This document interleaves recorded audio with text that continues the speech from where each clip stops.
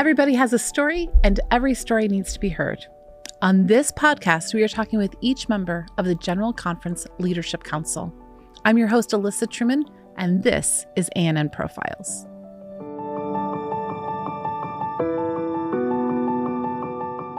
Today, I have with me Dr. Zeno Charles-Marcel. He is an Associate Director of the Health Ministries Department. Welcome, Zeno. Hi, this Alyssa. is a long time in coming. It has been a long time. We have talked about getting you to join me since, I think, the very first week that I started doing these. I believe so. But here we are now. We are. Mm-hmm. We are here and now. You even got me a Z cup. I did, and an A mug. Here, let's clank even. There we go. Right. And just so everyone knows, it's water because, you know, we're quite adventurous here. My mom actually asked me what was in these. So shout out to my mom because she's going to be listening to this one. She goes, it can't be a hot drink because by the end of the episode, it would have to get cold. I was like, nope, it's water. Anyways, Zeno, I'm thrilled to have you on here because since I have come to the GC, you're probably one of my favorite people that just will pop into my office. And when we get done talking, I always feel like I have grown as a leader. I have grown as a person. I've grown in my relationship with God. I've enjoyed brainstorming with you. You've helped answer some of my health questions. But, you know, there's something I don't know much about. That's who is Zeno Charles-Marcel. Who is Zeno Charles-Marcel? So, that's a big question. It is. And we're going to have a whole lot of time to figure this out together. So, Zeno, where were you born? I was born in Trinidad, which is one of the islands of the joint or two-island Republic of Trinidad and Tobago. And where is Trinidad and Tobago for those people who are not familiar with geography? If you take South America, it's right off the coast of Venezuela, 7 miles from Venezuela. So from Trinidad, you can actually see the lights in Venezuela, and in Venezuela, they can see the lights in Trinidad. You know, I actually put you guys, I mean, I knew you were in the Caribbean, okay? But for some reason, I put you over further to the east. I always kind of thought you were more like above Brazil. I'm sorry. But no. No, we're not that quite far over. Not that quite far over. Okay. So you grew up in Trinidad. For the first 13 years of my life. For the first 13 years of life. So tell me a little bit about your childhood, your parents. Okay. Had a wonderful childhood, I have to say. And just kind of fast forward, when our oldest son went with my wife and myself to Trinidad, he asked me, Dad, why are we living in the United States? Couldn't we live here, right? Note to self, visit Trinidad very soon. Yes, you have to do that. But seriously, when I was, my family is kind of eclectic, right? We have, it's multi-ethnic, it's multinational, and in a way, I'm very Trinidadian because many people are like that in Trinidad. I'm also very Trinidadian because I have roots that go back before Columbus. And also, I'm a newbie because my father was an immigrant to Trinidad. He was born there, but his parents were not. And my mother's parents, one of her parents was not from Trinidad, and the other one was a first-generation Trinidadian import. So okay, we have roots from all over. So where are some of your other roots from? Okay, so if I go back to my dad, we're not quite sure where his parents came from. We know it was in the French Antilles. It's probably Guadeloupe. Okay. Via Grenada to Trinidad. Okay. That's as far as we can piece together. Back in those days, children didn't ask parents pressing questions. It was not for a child to know. Until you grow up, then you can do that. But if by the time you grow up, your parents die, it's too late, yeah. Right? So we didn't have, that kind of records. My dad gave me names so that if I'm traveling and I find people with these names, he says, those are relatives. And I found some in Grenada, and I found some in Guadeloupe. So at least on my dad's side, we know there's some. This, all right? Okay. And his wife So, and actually, his mom, her last name is Toussaint. And through Ancestry.com, right, I found some other Toussaints in other islands. And they may be related. And why I say they may be, because nobody knows for sure. But we share DNA. And if we share DNA and she has one last name and these people have that last name, we assume that we might be related, right? So that's another thing. On my mom's side, that one is very intriguing because her mother was passing through Trinidad as a young girl and got ill. And so she was taken off the ship. She went to the hospital, and my grandfather saw her and said, that is going to be my wife. Okay. So where was she supposed to be going? She was heading up to Europe. Her mom was from Scotland and Ireland, and she was taking her back home. But she had been born in St. Kitts to a Kittitian father, right? Wow. So that was that part of things.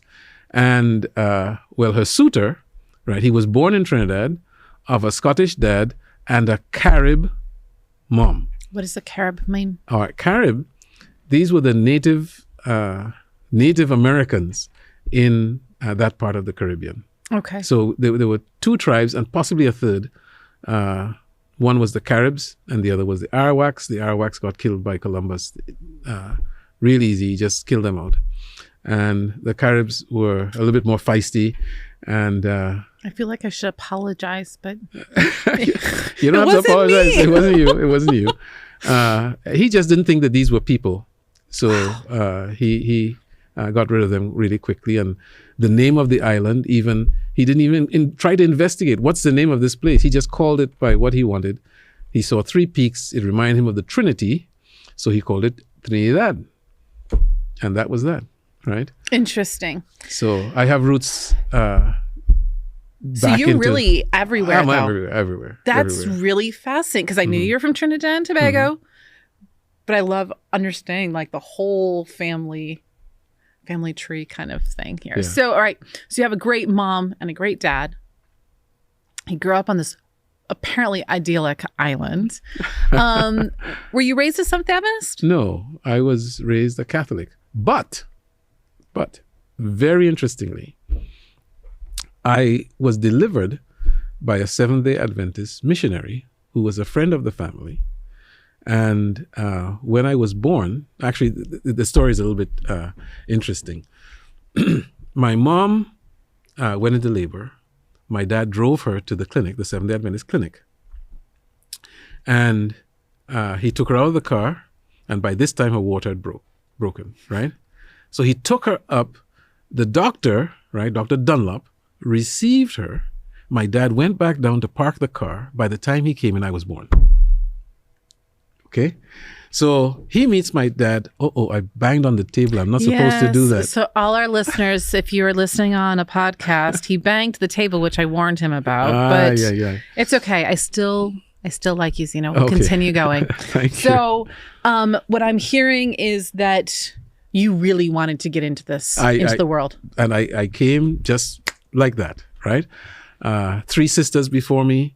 And I was... She was ready. She was ready. She was ready for a son. And she got me. And so when my dad came inside into the clinic, he was met with Dr. Dunlop, and he said to him, he's one of us. Now, my dad interpreted that to mean, I'm going to be a doctor. My mom thought, no, he just means he's a boy. Right? And by the way, I'm still male, okay? Now, was your father a doctor? My father was not a doctor, he was a businessman. Because I was wondering, like, he's one of us. But that was what was in his mind. So you're going to be a doctor now because Dr. Dunlop said so. Exactly. And so growing up, my dad always thought, you're going to be a doctor, right? Going through my life story, so to speak, I didn't really think as a youngster that I was going to be a doctor. It didn't seem, believe it or not, it didn't seem challenging enough for me. I enjoyed What were you envisioning yourself doing? Oh, I envisioned myself to be a mad scientist. Okay.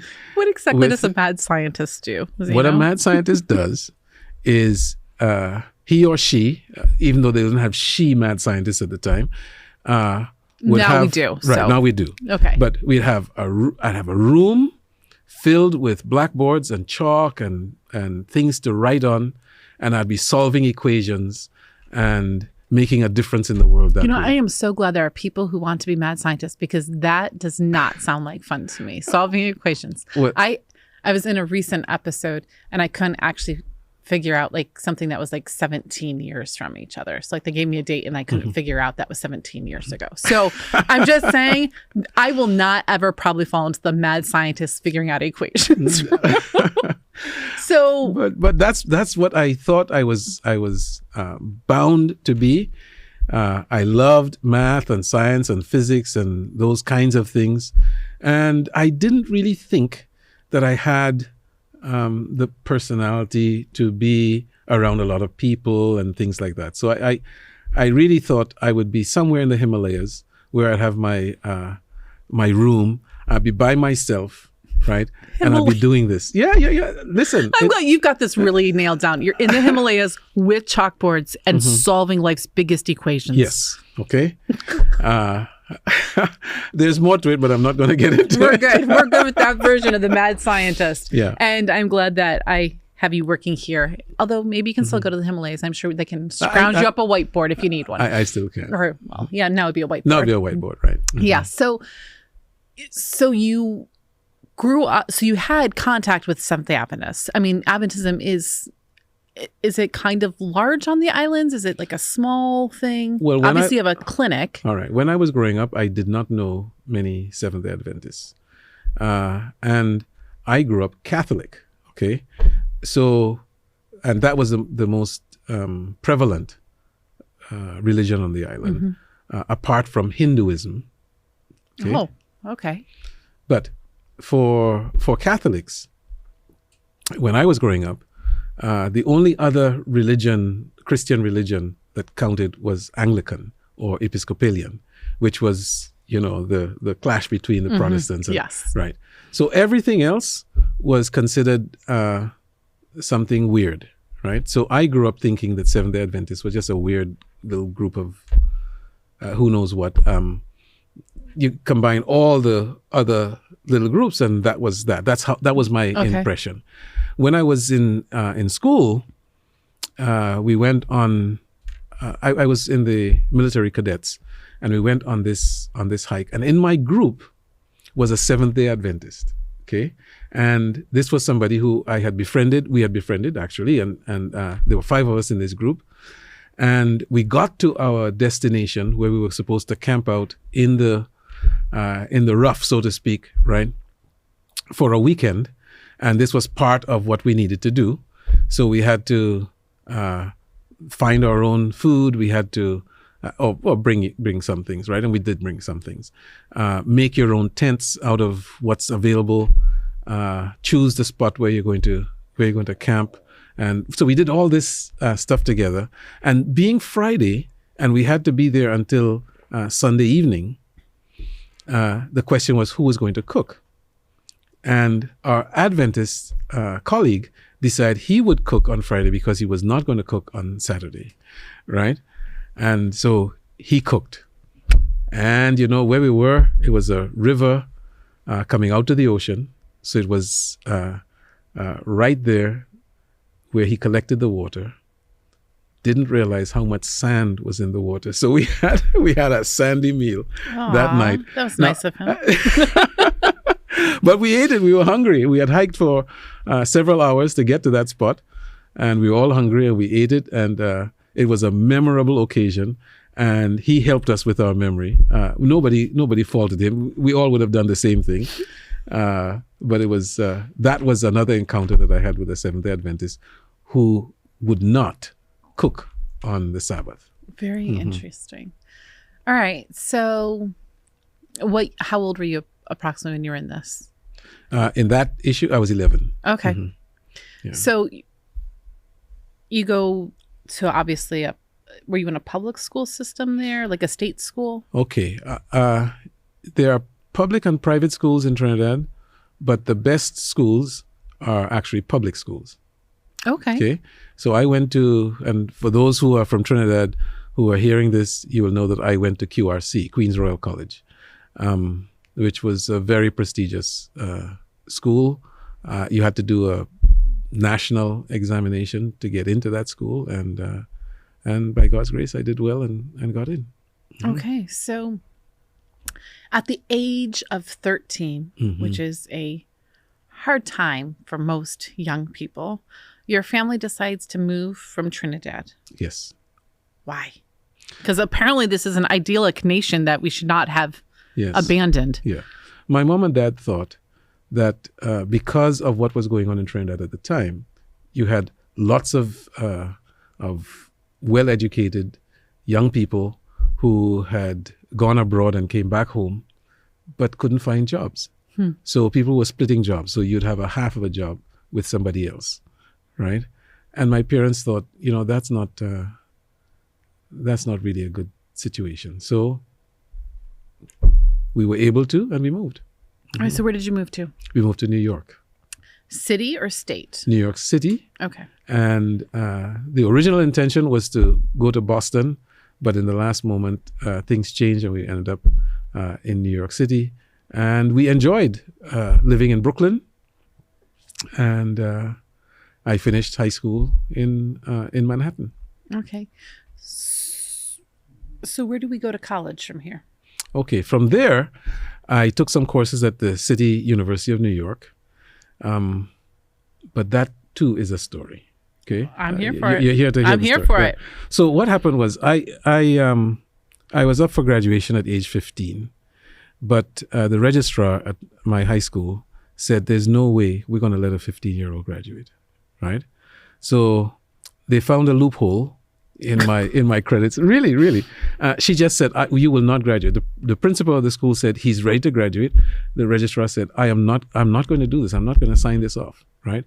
And she wasn't really being aggressive against me or anything. It's just, it was against her conscience to have a 15-year-old graduate from high school. So I didn't have enough gym classes in the school system. So I had to stay back to go to gym.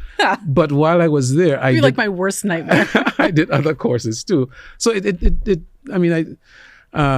time I was a little bit, unhappy about it, but eventually this is just what it is. And that's what I did. Additionally, I told you about the mad scientist idea, right? Yeah, in the Himalayas with our blackboards. I'm here. So my interest shifted to aeronautical engineering. So I said, at least I would be able to earn an income. See, mad scientists, I don't know how you earn an income without being a mad scientist. But so we need money in our scenario, and this is not working for us. Okay. And so I do the, I want to do aeronautical engineering. So, I had excellent grades, okay? And so to get into a college or university was not an issue with me. But to my dismay, the Air Force Academy, which is where I wanted to go to do aeronautical engineering, right? Why not, right? Right. They sent me a very polite letter thanking me for my application and telling me that they cannot accept me because in order to get in, I had to be over 18 years of age, right? See, so your registrar actually knew something. She knew something. All right. But anyway. But she couldn't make you do gym for 3 more years. No. So I had to graduate, right? So the question now was, what do I do with these 2 years, right? So I had been part of a new program in New York City by the Board of Education that was called Homework Helpers. So what I did after school was I helped other students with their homework. I was a tutor to help them with their homework so that they will do better in school. And there were only a few of us in this program citywide. And so I was one of the pioneers in this thing. And so word got around to the teachers in my school, which was Charles Evans Hughes High School, that I was not going to be going straight into college, right? So another teacher, somebody who I did not know at the time, he asked to see me, and I was curious as to what he was all about. So when he met me, he said, I needed to meet you face to face to see who has an ostentatious name like you do, Zeno Lancelot Charles-Marcel. See, I just learned something new. Yeah, Did not know the Lancelot. All right. And for most people think that Charles might be my middle name or Charles is a first name. But my surname, my last name is Charles-Marcel, hyphenated, right? So anyway, so he said, I have to see who this person is. So I said, with all due respect, sir, you get me here to see who has this name? He said, no, I have a proposition to make for you, right? How would you like to work in another experimental program that they have in New York City through the Board of Education? I said, tell me more. And he said, if you accept it, you'll become a teacher to individuals who have not finished high school, but who want to get a high school diploma. So I said, and who are those people, right? And he said, well, it was created for two reasons. There are Vietnam veterans who are coming back who did not finish high school. And in order for them to access the GI Bill, they need to get a high school diploma, right? So that's one group. The second group, he said, you know about the drug problem that we're having in New York City. Well, people get, some young people who are under 18, they are found with drugs and they get charged with drug possession. And they're supposed to not go to school, but go to a detention center. But the city says, well, we can't send them to a detention center without sending them to school because it's against the truancy laws that they don't go to school. So they created a program called the Auxiliary Services for High Schools. And so those students who were on drug issues, they also were good to hang out with the Vietnam were to be in the school. Some of that was not necessarily a savory combination, but but that's what happened. And later on, I found out that they also opened this up to immigrants who needed to get a high school equivalency, or those who had high school or even college but didn't have a diploma to show for it. So they would do this and take the exams, get the diploma, and then move on. So we had quite a hodgepodge of different kinds of people. And you're a 17-year-old. I was 16 years of age. Oh, never mind. I gave you a whole extra year of wisdom there. So you were 16 years of age. 16 years of age. And you were going to become a teacher. Yes. And I was very... I'm sure that you were a very wise. No, I was very apprehensive. And so my counselor, my mentor, Dr. Gladstone Sinclair was his name. He said, what are you worried about? And I said, well, I'm worried I'd make a mistake. They might ask me a question I don't know how to answer. He said, so if I asked you a question right now in mathematics, okay, and you don't know how to answer it, what would you say? I said, I'll say I don't know. And he said, and what would you do if I am your student and I want to know and you don't know? I said, well, I'll go and find the answer and find a way to share that with the student. He said, you are doing better than most teachers that I know. Oh, no.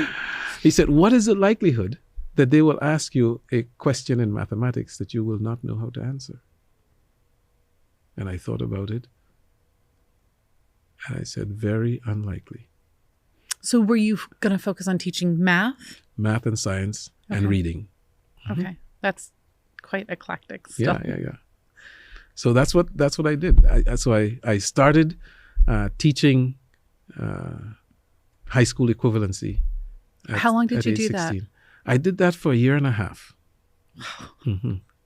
In the midst of all this, you see, I would go to Manhattan, to Brandeis High School in the evenings, and I'd teach evening school. And in the daytime, they would sometimes need me in Brooklyn at the Board of Education, and I would do that, right? At the Board of Education, I got paid more.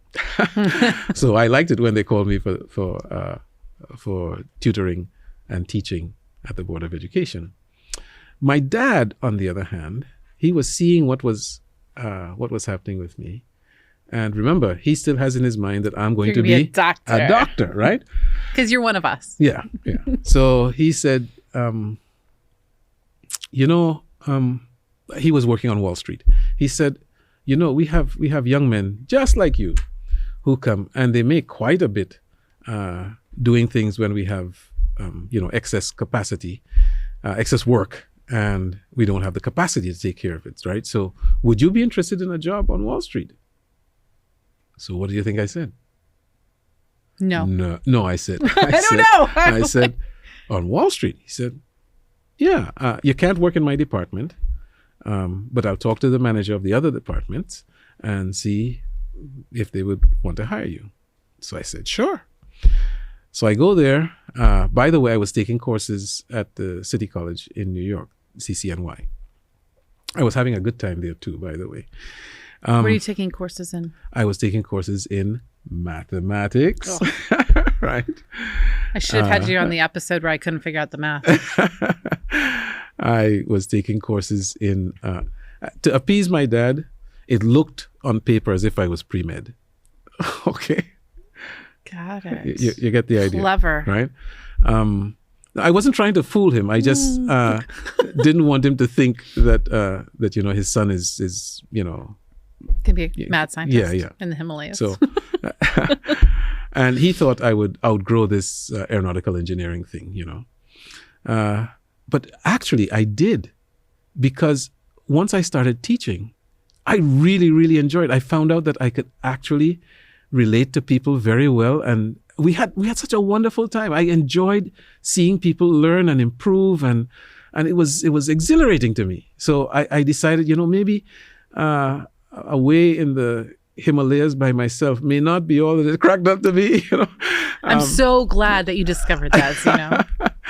So I am glad too. And looking back, God was leading me, and He knows how stubborn I am in some things, that He gently moved me along. Okay, so I get to Wall Street.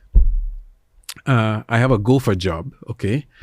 Which means I'm working in this little cubicle. We're receiving computer outputs, and we have to distribute that to different departments. I get there, and I don't know if any of those guys would be hearing what I'm saying now, but I got there, and I'm amazed by this complex array of things that are going on. And I ask a simple question: do you have a manual, right, that shows us when things come to us, where they go, right? Which cubicle it goes to, which department it goes to, I'm a gopher, right? So how do you move from here to there? They didn't have one. So I said, yet. Yeah. So I said, we'll make one, right? So that's what I started to do. That was my project. But the work was not very challenging. And by the way, I what I didn't mention, I was taking computer courses as well at CCNY, learning how to code and do those things. In those days, it wasn't exactly what we do today. But I was reading all of this stuff, and I'm working in a computer output setting, and I'm done with my work, and I still have hours left on the clock. So I look into the next room, and I see they have machines that I've never seen before in my life. Okay, decollators and bursters and high-speed printers and whatnot. So I say, I'd like to learn some of that. I'd like to help them, right? Because sometimes when they're backed up, it's a lot of work that they're putting through. So I asked the supervisor, can I come and help? And he reluctantly says, come, but don't get in the way. All right. So I go to all the different machines, and I talk to the people who are operating the machines, and they show me how to do it. And after a few weeks, they say, you want to try it? Right. Now, this is serious stuff. You mess this up, and they might have to rerun a whole job, a whole batch of 1,000 checks or something like that, because it didn't come out right. Okay. So this is not something that for the faint of heart, right? But these guys took the time to show me what to do. And within a little while, I was really of help to them, because I could do what they could do, and help them to get their work done. You and I have talked enough times that I consider you my friend. Yes. I consider you my friend too. How on earth did you become a doctor? Like this is like the most, like, I didn't know any of this. I guess in my mind, it's like, I'm going to go into medicine. And it just was always this. No. How did you get to medicine? Well, after doing all of this, I have to say one more thing that happened. Okay. To get to that jump. One of the things that I learned in that computer setting on Wall Street was a machine that was supposed to be phasing out. It was an IBM 1401 system. This was going to be phased out. There were only 2 people in the whole company. This was the second largest private brokerage house on Wall Street. Okay, it was called Loeb Rhodes. And there were only 2 people who could work on this machine because they said, this is old technology, it's going out. I was fascinated by this machine. So I asked the guys, can you teach me? And they said, this is not going to help you to do anything. And I said, no problem. I just want to learn. I see this, it's fascinating, I want to learn.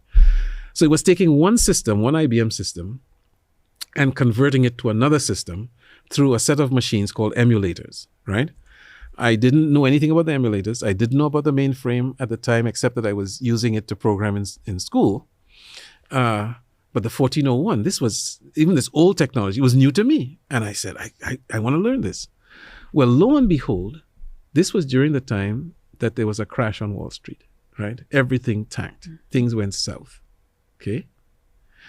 And this company was avant-garde. It was ahead of its time. So what they did, at that time, the transcontinental cable had just been put in, and they decided to exploit that.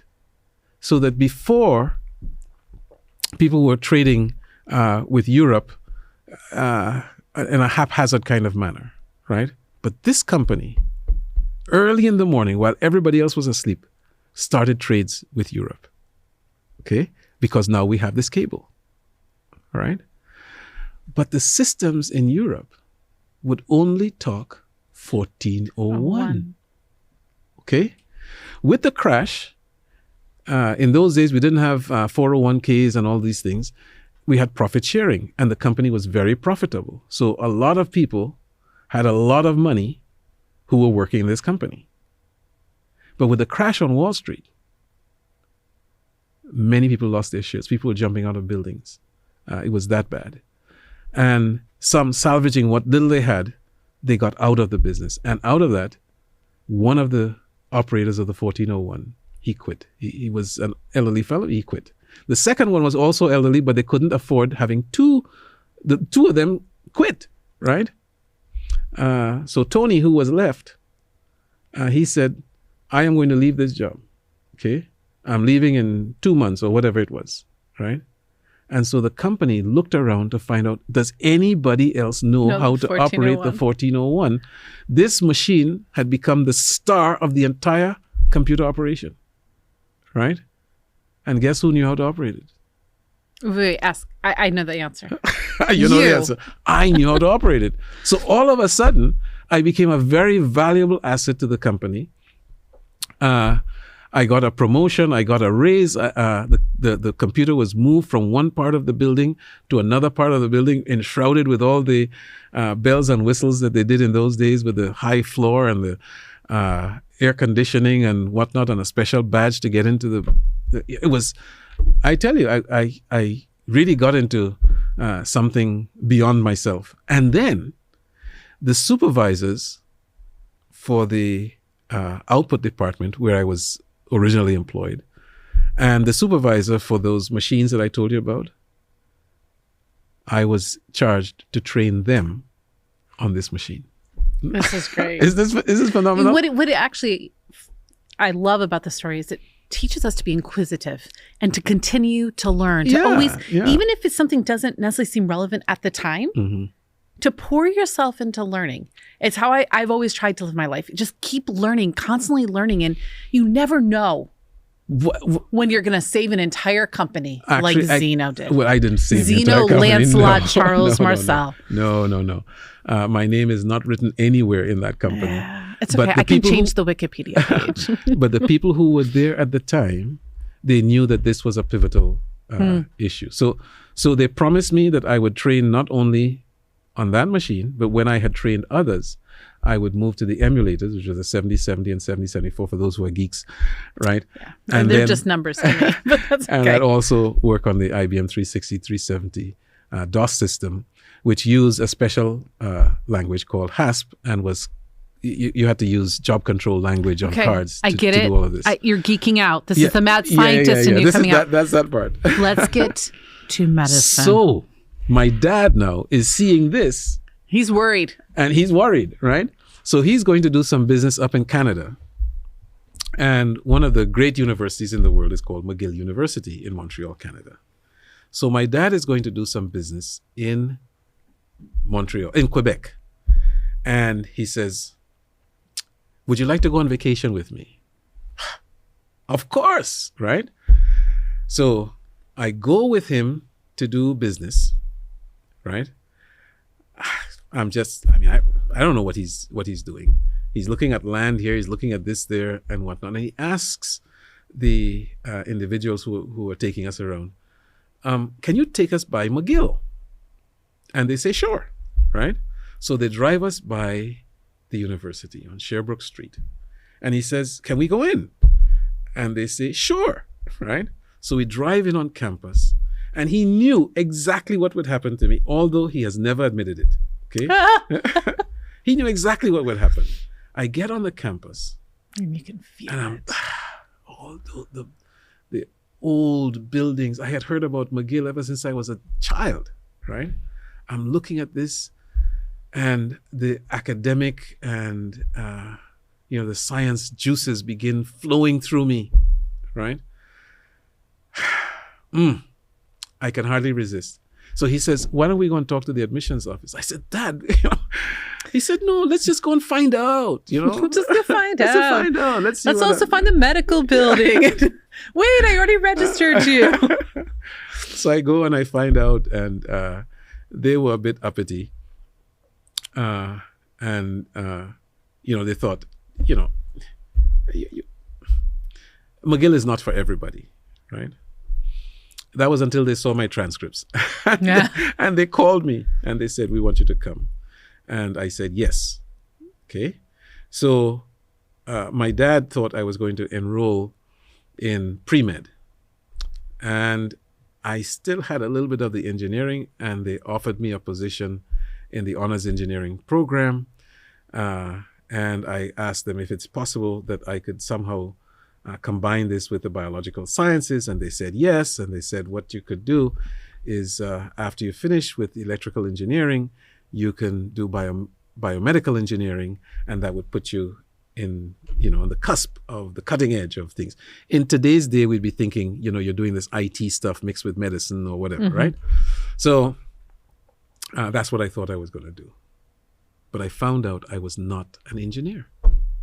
I didn't have the same profile as the engineers. I had friends who were engineers, and these guys, they were on a different planet from me. I did better hanging out with the pure sciences and the guys in physics and math and sociology and biology and physiology. So pretty soon I changed from engineering to biophysics, physics and physiology. Your dad rejoiced. He rejoiced.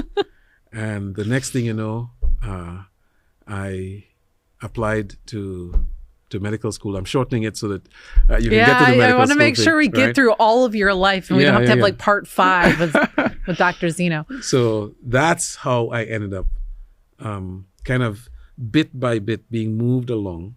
And even doing medicine was, I had a question whether I should really be doing this. It was at a time when there was a new MCAT, and they said, this is going to be the hardest exam you'll ever take.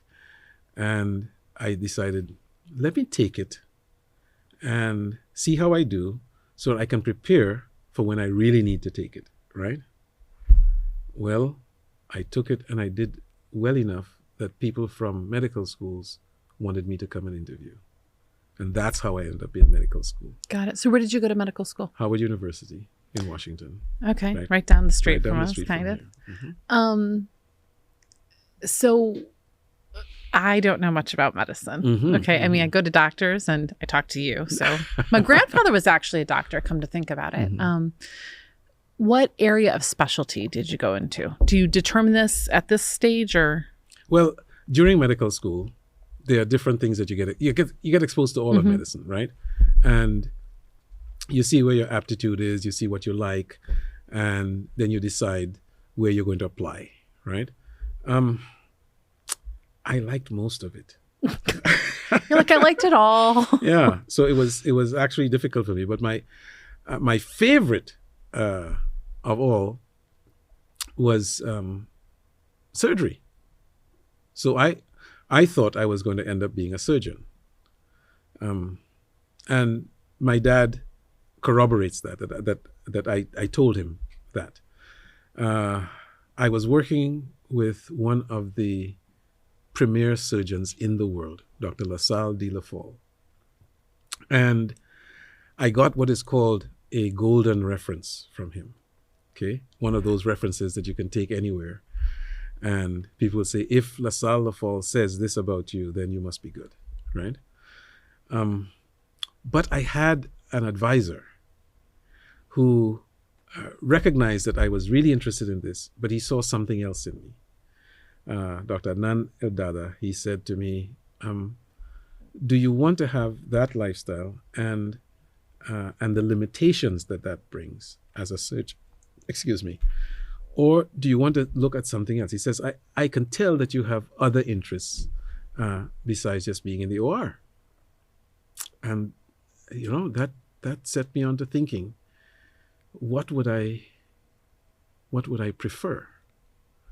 Doing a few big cases or many big cases over my career, and but not have too much of a life outside of that, or impacting many more people and having a life too.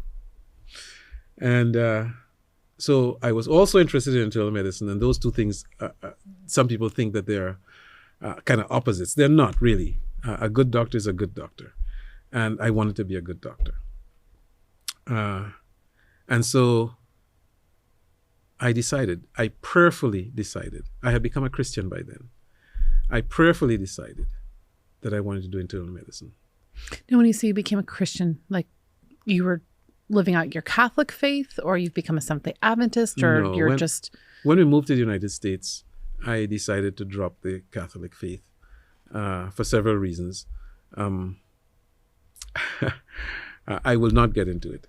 But we don't need to get into that one. That's fine. We won't get into that one. But while I was at McGill, I was curious, okay, to find out about love and to have wisdom. You see, being smart is not enough. There are a lot of smart people who do dumb things. It's true. I wanted to have wisdom. And so in looking for this, I actually talked to people who were older and wiser than I am, and I was, and I got very little help. Okay, one professor of mine, she said, you're young, enjoy life. These things will come, right? A few weeks later, she called me and she said, I have a book for you. And it was a book talking about this orangutan in Santa Barbara who had learned to do sign language. Mm-hmm.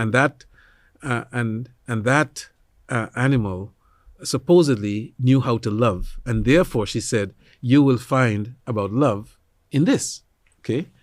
I got 1/3 through the book and I realized this is I believed, all right? Because some people may still see value in this, but I thought this is idiotic. I am a human being and I'm learning about love from an orangutan, right? This is not good. Now, even though I wasn't very religious, I had always had a religious bent. Okay, so in Trinidad, I used to listen to the Voice of Prophecy, and I used to listen to Armstrong, okay, who had a program called The World Tomorrow, okay? And he was with the Worldwide Church of God. So I couldn't wait until these programs came on. Even if they were kind of late in the evening, I had a transistor, so I would listen to this. And so prophecy and biblical things really intrigued me. When I was living in New York at home and working on Wall Street and whatnot, I asked my dad if it would be okay for me not to go to church, which was the Catholic Church at the time. And he said, okay, but that doesn't mean that you just going to go, knocking about on Sunday. You need to have some spiritual grounding. So I did. I would watch the televangelists. They were new at that time. Black and white TV with the... You probably don't know anything about that. You do. I do remember. Right. I mean, it was because it was my grandmother's home. It wasn't necessarily... with the rabbit ears and all. I do remember the rabbit ears. Yeah. Yes. The big TVs and the boxes. And then my dad had a pretty extensive, actually it was small, but extensive in terms of the kinds of things that we would see in his library. And he had one on comparative religion. So Judaism, Hinduism, all of these things. I actually was intrigued by the Islamic faith and the discipline that they had. But by and large, my orientation was Christian, right? So while I was up now in Canada and I'm going through this, discovery of love and wisdom, it occurred to me that there is a book that I had in my possession that claimed to demonstrate love and also to find the source of wisdom. And that was the Bible. So I started to read the Bible now with the intent of having my questions answered. And that's where Jesus arrested me and I accepted him. So you take this with you to Howard. Yes. And you pray. Uh-huh. And you end up in general surgery. I end up in internal medicine. Internal medicine. Mm-hmm. Okay. Okay. And internal medicine, to do my residency, I'm looking at places primarily on the West Coast. I wanted to explore the West Coast. And all of these different universities, some came to Washington to interview us, right? And some we had to go to. So I went to interview in several places in California. I did not have an appointment at Loma Linda, but I knew Loma Linda existed, right? I had a friend. I went with two other guys, and they were all interviewing out there at the same time. I stayed at the house of one of them, and he really wanted to go up to San Francisco, and I had an interview in San Francisco at the Moffitt Hospital, which is UC San Francisco. Very, very respectable hospital for doing internal medicine, actually for doing anything. And he really wanted to go. And I gave him my ticket. In those days, you can give somebody your ticket. The airline was PSA. I gave him the ticket. And so I was going to spend 2 days in Southern California at his mom's house, just kind of bumming around. Now, he was an avid surfer. He had a Volkswagen Beetle, 42 horsepower or something like that. So no, I never surfed. And I said, so I'm going to go surfing. Well, I wasn't really serious. I wasn't going to go and kill myself out on a surfboard. But his mom said, this is a waste of time. She's a good mom. She says, this is a waste of time. You should find some other place where you can interview. And Loma Linda popped into my mind. And I said, do you know where Loma Linda is? And she said, I've heard it, but I don't know where it is. So now I started to call around. In those days, we used to use the yellow pages and, you call information and things like that. So I did, and I found it, and I got a number for Loma Linda University. I called up, and let me tell you, this was, the way was paved for me to do this because I didn't have an appointment. I shouldn't have gotten an appointment. I heard about that afterwards, right? When I got there, there was a young lady from Hawaii, a Seventh-day Adventist young lady from Hawaii who was applying there. She didn't like the place. I loved the place. Okay? I loved the place.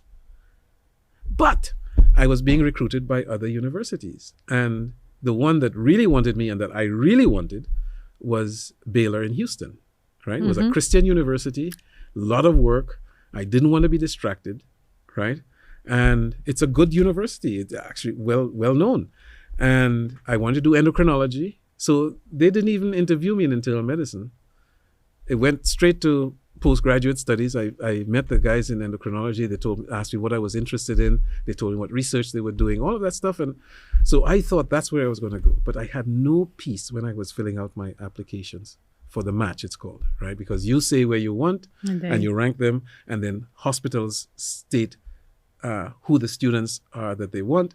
And when you match, that's called the match, right? I had no peace. Neither did my good friend from Trinidad, who was also at Howard, Dr. Kenley Davis, who is a surgeon now. He didn't want to do internal medicine, but he felt impressed that he should interview with internal medicine. So that's what he did. And then I encouraged him to try Loma Linda. He was an Adventist after all. We were very good friends, right? He was my best friend. And so he applied to Loma Linda as well. Unknown to each other, we had no peace with the other places that we were thinking about. I had no peace. And on the last day that I could send in my application, I put Loma Linda as my first choice. And I felt, yeah, I made the right choice. Okay? Put this in the mail. And then I have remorse. I want to go to Baylor. I don't want to go to Loma Linda, right? Unknown to me and unknown to him, he had the same kind of experience. And he put Loma Linda as his first choice. Okay? And he sent his in. So the next day we meet at school and we're comparing. He says, Z, what do you do? I said, I put Loma Linda, Kenley. But he said, I put Loma Linda too. I said, great. Okay, at least if I go there, I have a friend. Okay? And chances are they're not going to accept both of us. We're coming from the same school, and both of us are ethnically black, right? Loma Linda had one black resident in internal medicine before in the recent past, right? And they had one black surgical resident in the entire surgery program, right? So I said, one of us is going to go. You're an Adventist, so you're going. I'm going to Baylor. Right? You're like, winning! Yeah. So I win anyway, right? Well, it so happened that both of us matched to Loma Linda. I was going to be doing some work at Memorial Sloan Kettering Cancer Institute in New York. He was going to go out. He and his family, they were going to rent a house in Loma Linda, and I would get there just before starting the residency. I wouldn't have time to go and house shop, and I would stay at their home, right? God works in marvelous ways. It is because I was in the house of my friend and I saw up close what was going on, how they dealt with things, and the fact that they believe what I read. Because I read the Bible. I was an avid Bible student.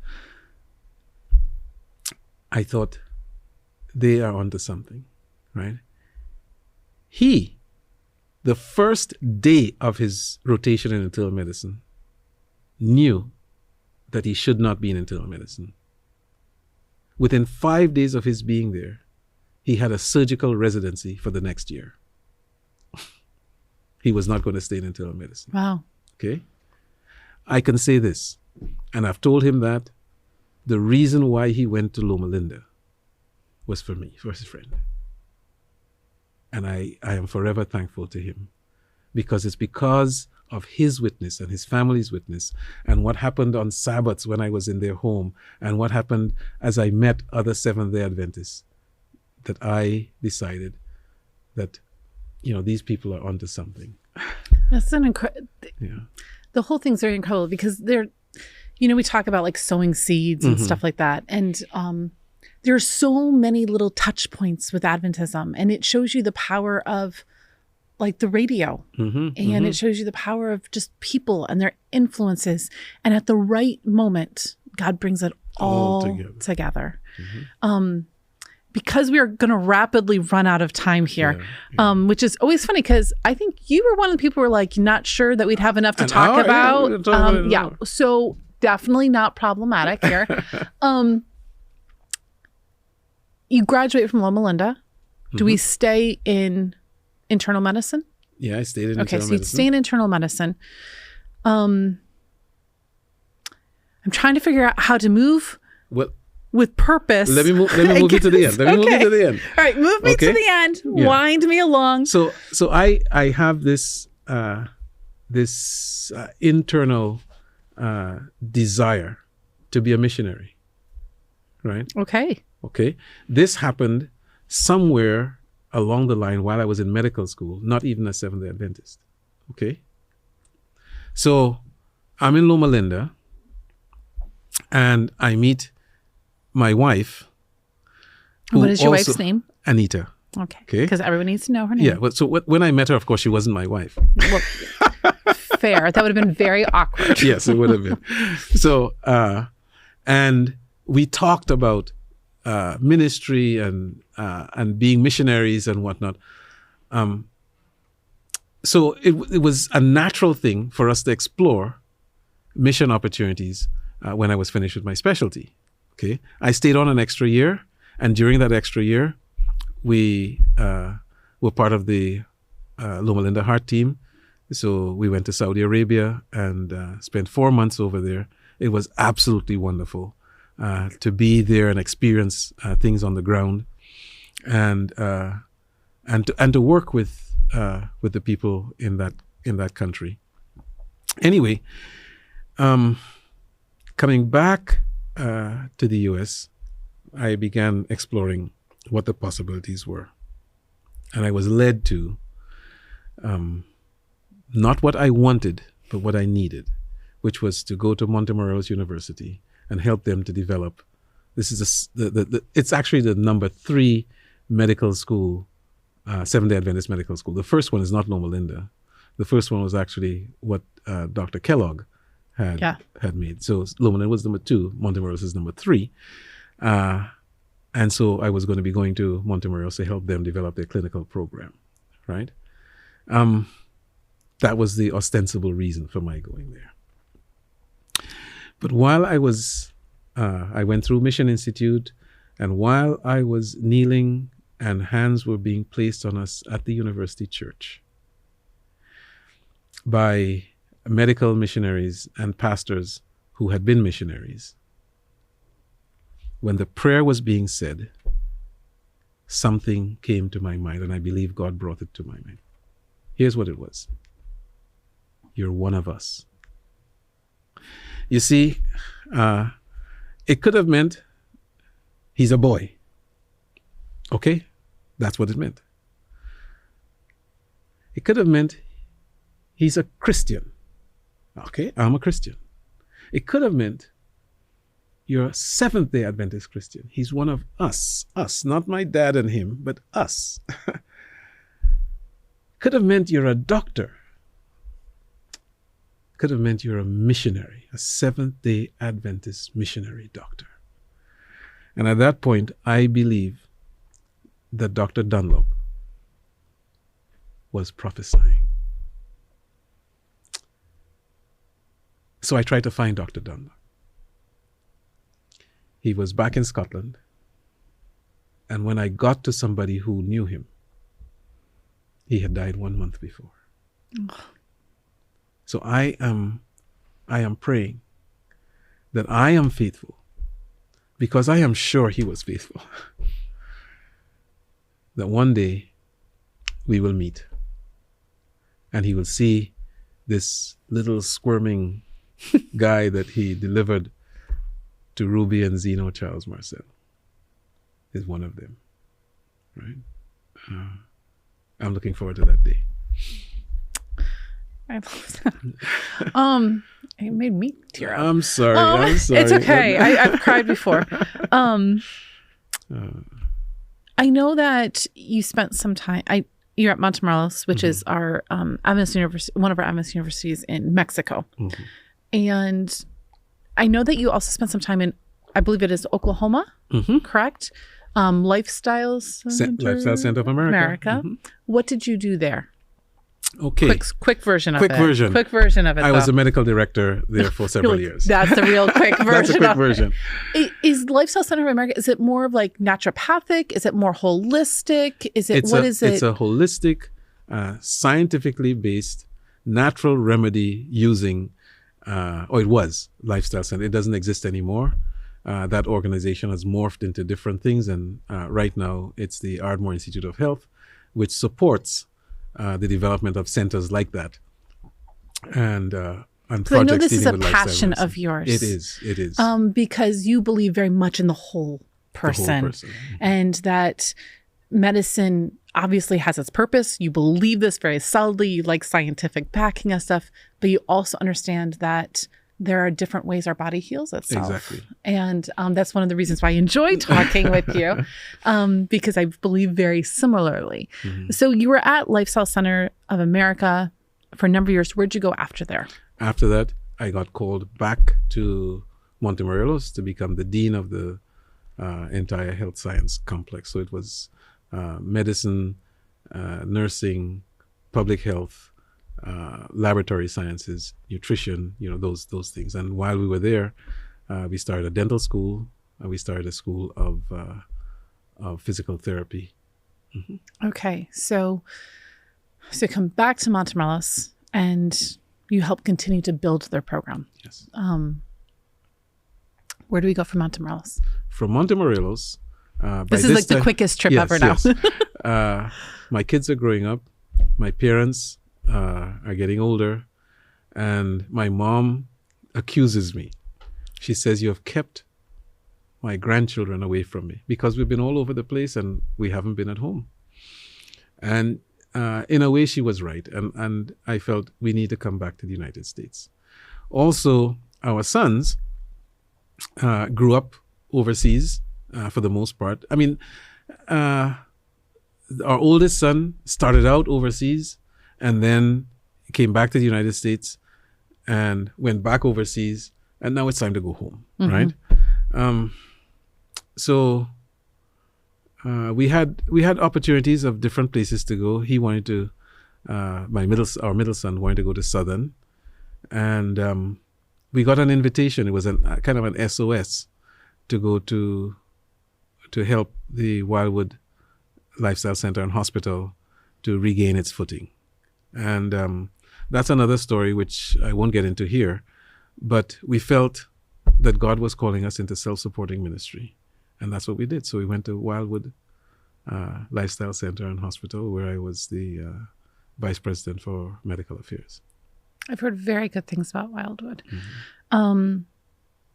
So you've really been able to do a lot of different things. You've been able to be in the field. You've been overseas doing it. You've helped establish medical programs in your universities. Mm-hmm. You've now worked in self-supporting work. You understand the scientific makeup of the human body is not just what we give it as far as pills and all this, but the whole person. Amen. Where do we go from Wildwood? Well, while I was at Wildwood, we had a ministry that extended outside of Wildwood as well, right? So my colleagues at Wildwood sometimes thought they had to contain me. Okay? I could see that. From listening to your life story, I can definitely see how that would be possible. But really not. I am actually very disciplined in some areas of my life. Okay, and but the medical and healthcare environment in the United States was changing. And so some friends and I got into a project that we were working on, kind of on our own, to develop some wellness services aimed primarily at doctors, okay? Because part of what Ellen White says that we should do is not just be involved in health reform, but also to help reform the practice of medicine, right? And very interestingly, doctors, the way doctors are socialized, right, in the medical profession, is that doctors don't really listen too much to other people who are not also practitioners, who are not doctors, okay? I guess it's kind of that way in many of the different fields, but it is that way in medicine. So usually you have to have somebody who has some credibility to be able to bring about particular changes in people's adoption of new ways of thinking. And during that time, the idea of holistic health and whatnot was becoming part of the vocabulary of medical thought. And so we thought what we could do is we could help to automate some of this. Medicare was going to be paying now for holistic evaluations and preventive approaches to taking care of people, which, by the way, got stymied along the way. But still, so we were doing this. And if anything would have taken me away from Wildwood at the time, would have been this. So I was doing this thing on my own, on my own time, not interfering with my activities at Wildwood. And we went to the General Conference session in 2015, where I met for the second time, or third time, with Dr. Peter Landless. And the rest is history. It's not really, I mean, it is history, technically. So while you were sorry, let's back up here with my words, because my words in my mind, we're not going at the same speed here. When you went to the 2015 General Conference session, were you going there like as a representative of Wildwood? Were you going there because you thought, hey, maybe... No, I was going as a representative of Wildwood. All right, so you were there with Wildwood, and I had my Dr. time at the booths and everything like that. So were you elected during that session? I was elected during that session. So you came to GC session as in your role at Wildwood. Did you have any thought in your mind that you were going to be leaving there as an associate director of Health Ministries? No. I had a premonition that I was going to have to make a decision. I didn't know what the decision was. I in my prayers, because if I did not do this, I probably would have left Wildwood to pursue that IT thing. So my wife and I were actively praying, and we engaged our children in the same. I never took a job or anything without going through a process of prayer and fasting and so on. So it wasn't to the point of fasting about this. I was going to the General Conference because I like going to the GC.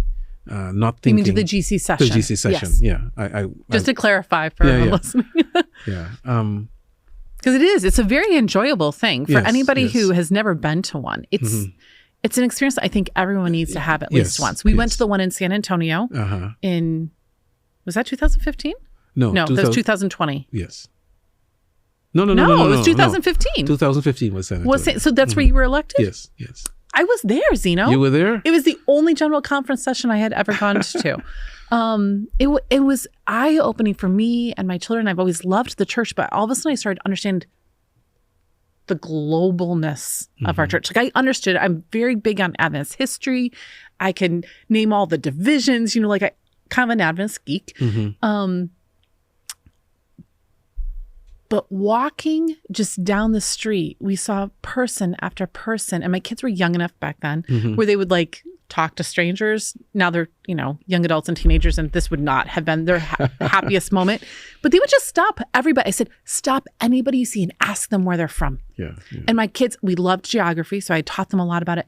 The first person we met, they were from Africa, and the next person we met was from Europe. And it's like over and over again. It was so incredible to my children to just like all of a sudden walk in realizing these are all Adventists. These are like our brothers and sisters, and it was brilliant there. Yeah. We might have actually seen each other because we could have. I mean, I walked by the Wildwood booth. So, so you were called to serve. What was the primary reason that you were called? Do you know? Like, what was it about what you had to offer that the department needed at that time? I think the best person to ask would be Dr. Landis. Yeah, but you have an idea, probably. From the things that he has said, I have this eclectic background. I've noticed. And so it's hard to pigeonhole me in one specific area. And that is a strength that I think our department needed. Well, I know that one of the things you're very passionate about is actually trying to create more centers, or what is the technical term we use for them? I'm calling them 21st century sanitariums. 21st century sanitariums. I've not heard that term, so now it is ingrained in my mind. 21st century sanitariums, places of holistic healing for the whole body. Right. I know this is your passion. And this does not exclude hospitals, okay? So hospitals should be this. Exactly. So people who want to create the false dichotomy is because they don't know the real history. They've been fed certain things on different sides. They may not know that the Battle Creek Sanitarium had a 4-story, 100-bed surgical center. Wow. They probably don't know that. I didn't know that. But now I do, and it's in my mind. And John Harvey Kellogg was as much a surgeon as he was a preventive medicine doctor, even though he didn't like surgery as much. People knew of him because of his surgical skill. I'm so glad that, one, the family who you ended up in Loma Linda with showed a beautiful picture of what Adventism was. Because the church would have missed out on so much had they not done that. I'm so grateful that the Holy Spirit impressed you to check Loma Linda and for them to allow 2 Black people into the same area at that time. That was a miracle in and of itself. In and of itself, yes. Which is sad to say, but it is the truth, and it is what it is, and in our history, and but it shows to me that God wanted you somewhere. And he was going to even break down the barriers that seemingly were in place because you mattered so much to him and to the mission of his church. And it's such a beautiful thought to see how he put all of these little things throughout your life to get you prepared. Amen. And I'm still being prepared. I don't know what's next. We never know what's next. And I've always said is like, my story never makes sense to me, but it makes sense to God. Amen. And all I need to do is follow his call. So I'm glad you are one of us. I am too. And however God wants that to be interpreted. Yes. You are. And we are grateful to have you as a fellow brother in Christ, as a fellow Seventh-day Adventist, as a fellow believer in the proclamation of the gospel to the whole person, the physical, emotional, mental, and spiritual healing that can be offered through our church and through the medical work. Thank you for leading in this area of bringing us back to how we started. And I know there's going to be tension there and it's going to be hard. Yeah. But I believe that God prepared you all along the way for this moment in our church's history. So thank you for continuing to answer his call. Thank you. Thank you for having me on your program. I probably gave TMI, which is too much information. Oh, I thought you meant total member involvement. For every good Adventist, we don't know which one we're talking about sometimes. Anyways, we hope you enjoyed this episode of A&N Profiles with our guest, Zeno Charles-Marcel, Dr. Zeno. I might regret having said that. Oh, this is going to be fun. If you haven't already, please take a moment to subscribe to our podcast or our YouTube channel, wherever you're tuning in from today. You will not want to miss future episodes. Thank you again for spending this time with me and Zeno, and join us next week as we continue to get to know the life stories of more inspiring people. And God bless you.